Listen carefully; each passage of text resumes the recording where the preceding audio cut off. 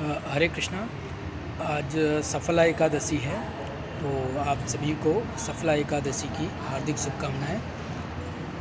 तो सफला एकादशी भगवान कृष्ण कहते हैं, जैसे मनुष्यों में ब्राह्मण श्रेष्ठ हैं और देवों में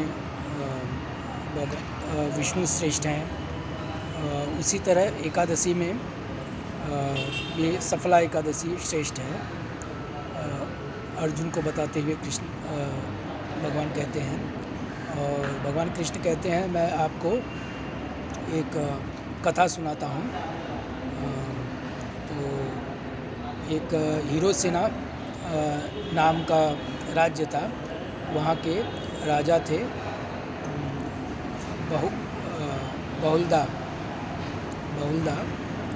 और उनकी सुंदर पत्नी थी, 4 पुत्र थे। तो बड़ा पुत्र था, उसका नाम था नलाका। तो नलाका बहुत शैतान टाइप का पुत्र था। वह जैसे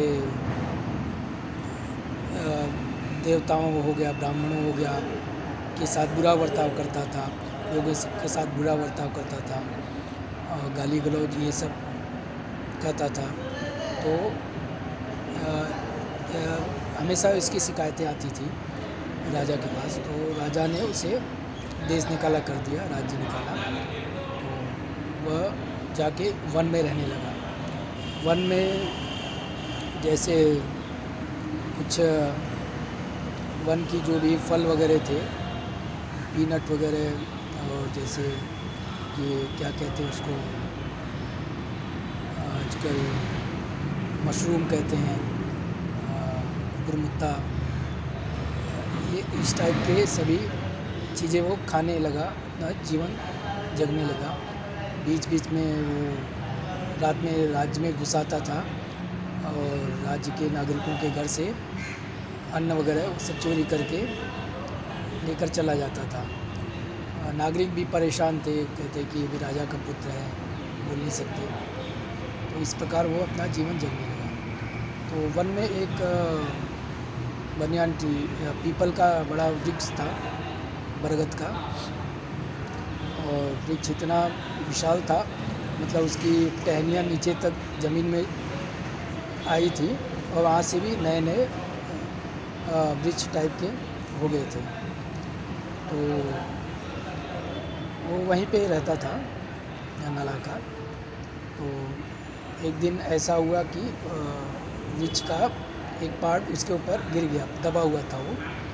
तो मूर्छित हो गया, बहुत दिन से कुछ खाया पिया भी नहीं था। तो धीरे से होश आया। तो उस दिन सफला एकादशी थी। तो उस दिन अब इसको लग रहा था अब मैं जीवित नहीं बच पाऊँगा। तो फिर कुछ जो भी आसपास में थोड़े बहुत फल वगैरह थे,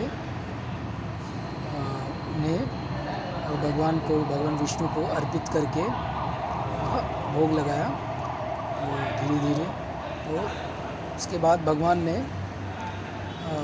उसके सारे पापों से उसे मुक्त कर दिया। ये तो उसने मतलब कहते हैं भूख मिटाने के लिए और किसी तरह से जीवित रहने के लिए किया था। लेकिन सफला एकादशी थी, तो उसको पुण्य मिल गया। और वो पड़ा था, बाद में राजा को लगा कि मैंने अपने पुत्र के साथ ज़्यादती की है। तो आया, वन में घूमते घूमते अपने सैनिकों से ढूंढवाया, तो वहाँ पड़ा हुआ मिला। तो राजा ने उसे निकाला, साफ वगैरह किया, नहलाया धुलाया, और उसे बाद में